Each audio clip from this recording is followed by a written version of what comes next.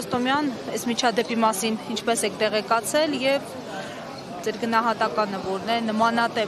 նմանատիպ միջադեպներին, որոնք փաստացի օրինաչափ են կարծեք դարձել 2018-ից հետո։ Լրատվությունից եմ տեղեկացել, որ խոշտանգումը տեղի ունեցել Վանաձորում եւ այդ խոշտանգումից հետո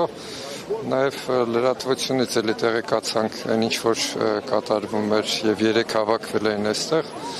Իսկ ինչ վերաբերվում է օրինաչափությանը, օրինաչափը, որովհետեւ 18 թվականից հետո նման դեպքերը երեք էլ մեր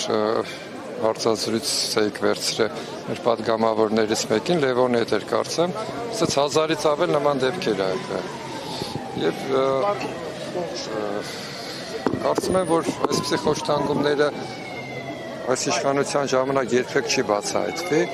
Վառ օրինակը 22 թվականի սեպտեմբերի 21-ին, երբ որ ծնողների նկատմամբ եռաբլուրում բիրտուշ կիրառեցին եւ էլի գործը գտնվում էր քննչական կոմիտեում, էլի նույն վարչությունում էր գտնվում եւ մի քանի տարի վարչակնելուց հետո տանել բերելուց հետո որևէ մեկը պատասխանատվության չընթարկվեց, գործը կարճեցին։ Հետո բողոքարկում եղավ, դրանից հետո էլի գործը վերաբացեցին, բայց բացելուց հետո դեռ գոնե մեկ անգամ մեր ծնողներից որևէ մեկին չեն կանչել, լրացուցիչ արձակնություն չի եղել, այնպես որ այս գործը կփակվի կգնա, բայց քանի որ նախընտրական է, կարող է ինչ-որ մեկ-երկուսին աշխատանքից ազատեն, դրանով հանդերձ ներկայացնեն, որ տեսեք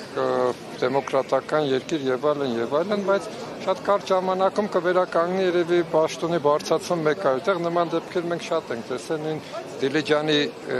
քրեականի պետը նույն գործողությունը երբ որ եղավ էլի խոշտանգում մի առ ժամանակով հանեցին ուրիշ գործը դրան պես որ